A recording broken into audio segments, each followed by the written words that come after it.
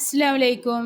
ഇന്ന് ഗസ്റ്റ് ഉണ്ട്, ചിക്കൻ ബിരിയാണിയാണ്. അപ്പോൾ ഇന്നത്തെ റെസിപ്പി ചിക്കൻ ഫ്രൈ, നഗറ്റ്സ്, അതേപോലെ തന്നെ ചെമ്മീൻ ഫ്രൈ ചെയ്തെടുത്തിട്ടുണ്ട് കേട്ടോ.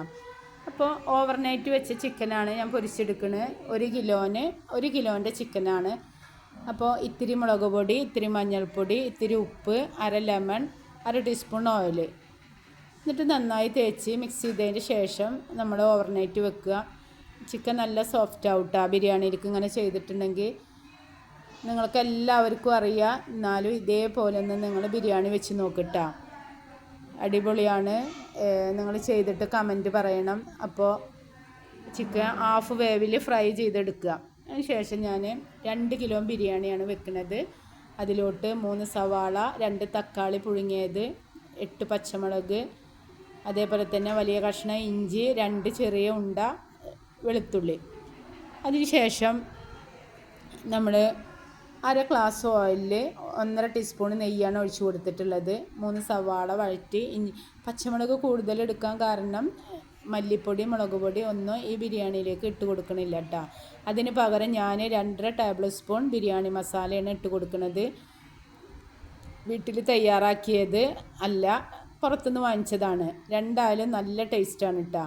അതിന് ശേഷം നന്നായി വഴറ്റി കൊടുത്തതിന് ശേഷം നമ്മൾ തക്കാളി പുഴുങ്ങിയത് പെട്ടെന്ന് വഴന്ന് കിട്ടാനാണ് അങ്ങനെ ചെയ്യുന്നത്. കുറച്ച് തിക്കുണ്ടാവും മസാല. അതേപോലെ തന്നെ തൊലി കളഞ്ഞിട്ട് വേണം കേട്ടോ. കൈ കൊണ്ട് ഞെരടി കൊടുത്തിട്ട് ഇതിൽ കൊഴിച്ച് കൊടുക്കുക. 2.5 ടേബിൾ സ്പൂൺ ചിക്കൻ മസാലയാണ് കേട്ടോ ഇട്ട് കൊടുത്തിട്ടുള്ളത്. എന്നിട്ട് അതിന് ശേഷം ഇത്തിരി മഞ്ഞൾപ്പൊടിയും കൂടി ഇട്ട് കൊടുക്കുക. അതേപോലെ തന്നെ 4 ടേബിൾ സ്പൂണ് തൈര്, പുളിയില്ലാത്ത തൈര്, അര ടേബിൾ സ്പൂണ് ഗരം മസാല. പുളിയുള്ള തൈരാണെങ്കിൽ 1.5 ടേബിൾ സ്പൂൺ ഇട്ടാ.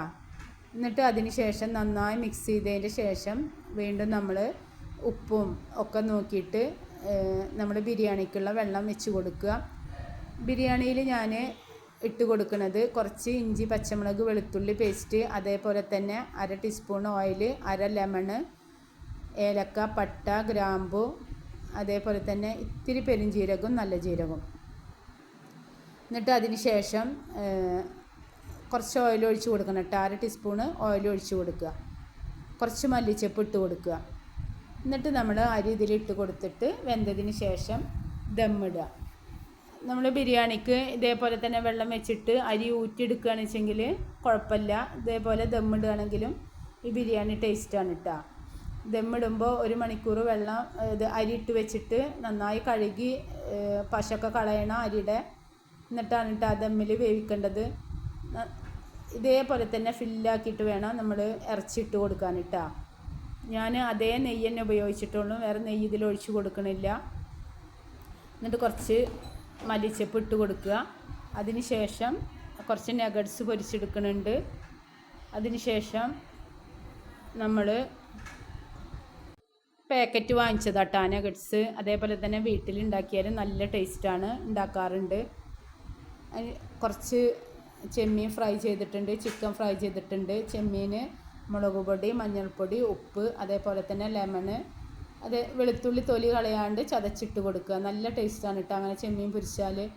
നല്ല ടേസ്റ്റാണ്. ഈ ബിരിയാണി ഇഷ്ടപ്പെട്ടാൽ സബ്സ്ക്രൈബ് ചെയ്യണം, ലൈക്ക് ചെയ്യണം, ഷെയർ ചെയ്യണം.